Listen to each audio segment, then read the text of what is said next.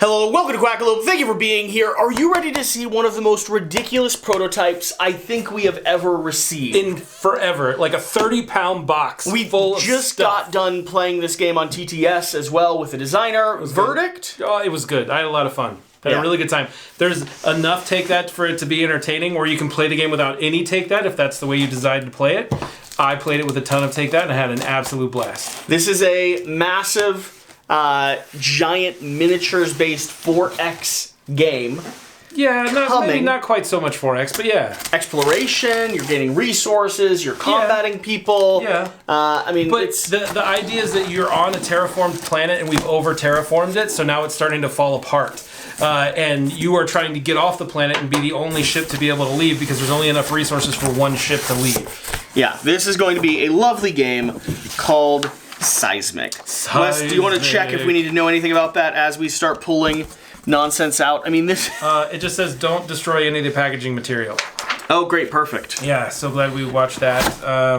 It's a work of hundreds of hours of labor. Like, literally, the guy who designed this created everything by hand. So, like, everything that's in here, this is crazy. All of the 3D printed resin pieces. This game is all about building. I don't know that I can do a lateral 30-pound lift. Yeah? I mean, I've got to get this down onto my chair. Okay. Go for it.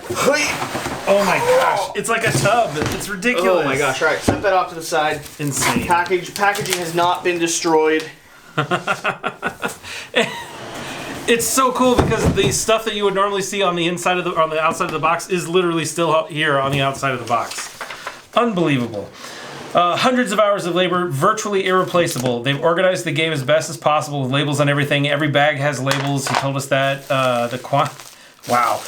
He's also provided videos that we can go check out. He just simply asks that you take the same care of it as we always do. We promise to only put some of it in our mouth. Yeah, I mean, holy cow. So that's the purple team, and that's literally everything for the purple team. I am sure these are resin and extremely fragile as well. So Very I'm much gonna so, yes. Gently pull these out. Okay, those of you that are watching this, this is a prototype, of course, but I mean, you gotta love a designer that's putting this much work and effort into getting a prototype into our hands. Yeah. And each bag inside of here has the information about what's in it. Like, this is the blue speakers, 5 miners, and 10 soldiers. And then inside of this one, it literally says the blue power mechs, which are amazing. Then there's the cards and all the different pieces. And each one of these pieces is not cardboard. It's literally pieces of plastic that have stickers on top of them. Like, everything is to the nth degree of amazing. I mean, fully painted mountainous terrain here. Gorgeous. We have these like ore deposits. Yep. These look like they might need a little bit of our. These are the towers, the spires. Yeah. They could use a wash on them. Sure. Faction boards. Amazing. For beginner players, for main players. Here's the main board underneath. I'll pull this out and then we can set. You want to set the crate down next to your side? Yep. Oh my gosh. I mean, here we have a dual-layered planet board. All right, so what you'll see, wow, these are super nice boards. Holy cow. What you'll see here is on the outside of the planet, it will show the different territories because there's different territories for each thing. And underneath, you'll see that there's different pieces. There's either the lava side or there's this darkened area. And the darkened area is where you'll have relics that show up, and relics will give you special powers throughout the game. Do you want to talk a little bit about what this game is and why people should be excited about it? You played through a whole thing. I played through the entire thing, and I absolutely enjoyed the heck out of it because it is a very unique experience. This guy spent 6 years creating this game to bring it to the point where it is right now, and lots and lots of money to bring it to the point where it is right now. I think he said like 50 grand or something crazy like that to bring this whole thing forward. Again, the idea is that you've got a terraformed planet that's been over terraformed, and now it's folding in on itself. So as you're going through here and trying to gain the information to be able to blast your spaceship off, so if we take out this blue area here, you'll notice that there's this big modular tower, right? And inside of here are all these little individual pieces, okay? So as you're playing the game, you're looking for the blueprints to be able to build all these individual pieces so that you can complete your spaceship. But your tower will sit inside your area, but on your area will be all these different tiles, right? Where are the rest of the tiles? I left some of them in the box, some of them are over here. Okay, so the land's going to be built out. Yep. The land will be built out. There'll be tiles on top of this section here that'll actually have all the different types of things that you'll see. There's a mountainous terrain, there's lakes, and then there's actual areas that are workable land, so to speak. And what you're doing is you've got speakers, you have soldiers, and you have miners. And you're going through trying to gain resources to be able to build these individual pieces so that you can put your spaceship together and eventually be able to ready to take launch. off. Yep. I like these little modular, like the modular build mechanics of your spaceship here. It's very cool. You also have the power to battle each other to be able to gain the recipes for these individual pieces. How good this board thumper looks. Each one of you knows how to make one thing. So if you're playing the game with every single person, like a full, 6-player game? Yeah.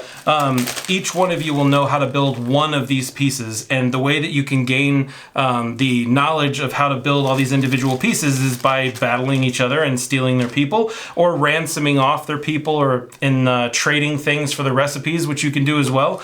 And then once you've got all of them and you're able to build all the individual pieces, the first one to do so wins the game. So there's no points.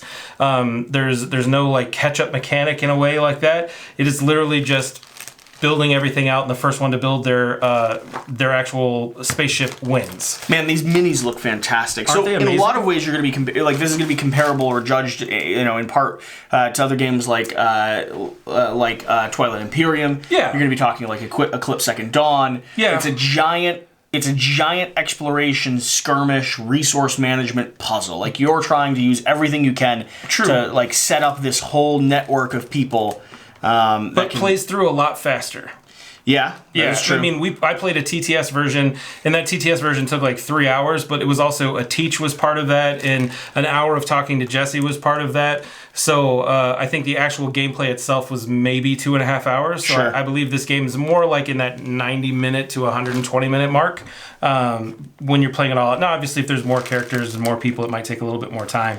But this would allow you, like this here is an upgraded soldier, so you can take that upgraded piece and move it onto there. It also keeps the battle so that you don't have like 1,000 people going against somebody else and you overtake that person because they're not as strong anymore. Each section of the board is connected to the other side, so you can literally go to any other piece of the board as long as it has a matching color. So they've solved a lot of the things about board games, especially big epic games like this, where you're just fighting the person next to you and you're not fighting the entirety of the board. You can literally go anywhere relatively quickly with this. So the thing for me that stood out about Cysmic so far is it, and you'll have to let me know what's standing out for you, but for me, I was remarkably surprised at just how easy and understandable the language of this game was for something that looks so big and so ambitious and looks like a lot to get to the table. Yeah. This very quickly, even on TTS, became a game where I was like, oh, no, I see the icons you're doing there. I get what you're doing. I can now run my unit. Now it's just a matter of solving the puzzle. And I am a big fan of games that are mechanically light and strategically complex. And that's what Cysmic is setting up right now for me. 100%. This is a game that I feel like I can get to the table. I feel like I can teach people. And at the same time, I feel like to really get great at it, it'll reward a group of people that are continuing to dive into it time and time again. For sure. It was a very simple game as far as the concept of how to do things. The turns are not very difficult. It's literally you do X, Y, or Z. That's pretty much it. But what you can do with such a simplistic turn is amazing. And how you can chain things together to be able to make bigger movements in the end. The attention to detail he's already placed into these things. Not only is this prototype ridiculous, but also the fact that like the bases of each one of these units is set up so that you can only put the maximum of 3 of each unit into a spot. So 1 large one and 2 small ones if you want, or Correct. 3 of the little small ones. The fact that these ships are these giant walking mechanoid pieces that as you win the game, you're actually snapping them into location and position. Stupid fun. Awesome. Yep. The different robot mechs that we have for like pulling resources, the dual layered board to keep things from sliding around, even here in the prototype version of this game. I mean, he's gone above and beyond. He really has. I mean, this is a whole nother level of prototype, that's for sure. Yeah. Which is really cool. Coming from an indie publisher, coming from a new studio, this is one of those. Now, look at this, like game manual. Like normally in a game like this, coming from a new publisher, we would get a thing we'd have to download, and then we'd have to print out the entire thing ourselves. How big would it be? And it would be at least 40 pages. We've got 3. That's a cleanup guide. So we've got. It really starts here. Game setup. Yep. Page 5, page 6, page 7, page 8, page 9, all the way through to page... Let's be as hard on them as possible. So page 5 through page 18 is the entire rules of this. It's crazy. Now there's a lot of rules on each page. There are. But it's more like situational setup. Yeah. Like, what do you do if this happens? And there's also a whole section which just tells you about the world of Cysmic and what you're looking at. Earth's World Council selected several leaders in various fields to lead an odyssey to Kepler 62 for terraforming and civilization planning. Some of the members were chosen and founded by the World Council, while others self-financed their way to have influence or presence in the new world. Industry experts, religious leaders, entertainers, scholars, businessmen, politicians, and entrepreneurs all took part in the mission. Once there, the project would work beautifully, at first. The different groups of people lived and worked together as a familiar society, with all the benefits and growing pains one would expect from a newly formed civilization. It had its share of infighting and corruption, but even those issues never threatened to the delicate balance of this new world. It was slowly becoming the utopia many had hoped it would be. As the project moved forward, an unexpected instability in the terraforming process started wreaking havoc on the landscape.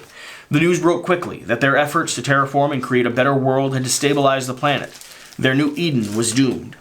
When the colonists realized there was no hope to saving their dream of a new civilization, chaos broke out among the hundreds of thousands of people as they turned to their respective leaders for salvation. Those in leadership roles, either voted in by public opinion, volunteered at will, ascended through capitalism, or ordained by faith, now rise to the occasion as wartime leaders. Massive terraformers that once bent the landscape to their will have now been taken over by powerful organizations and converted into colony ships, construction and launch platforms. These rival factions compete for information and resources across the dying planet as their last hope of escape off the world, in the original colony ship planes that brought them there to begin with.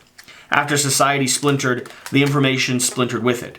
Each faction holds part of the module plans to build the colony ship, but must retrieve the others to finish their build. Instead of working together, they now battle for resources and information.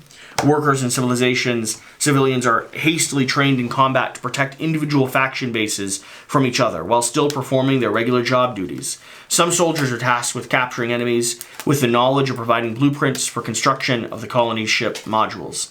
Once the leaders obtain the blueprints, the construct of their colony ship, they must launch it before the impending destruction of their homeworld. The immense energy exerted from a single colony ship launch will likely doom the rest. Which faction will gain the resources necessary to escape the world first? If the new world doesn't destroy the utopia, the planet itself surely will. That was part that I didn't even talk about, is that there's a whole seismic thing that's happening at the same time. As you're doing movements, you're triggering earthquakes that are happening throughout the game, and then eventually a whole section of one area will be completely wiped out, which is just really cool. Now the action sequence here is going to be similar to a game like Kemet. In some ways, where you have a handful of cards, you have 10 cards total.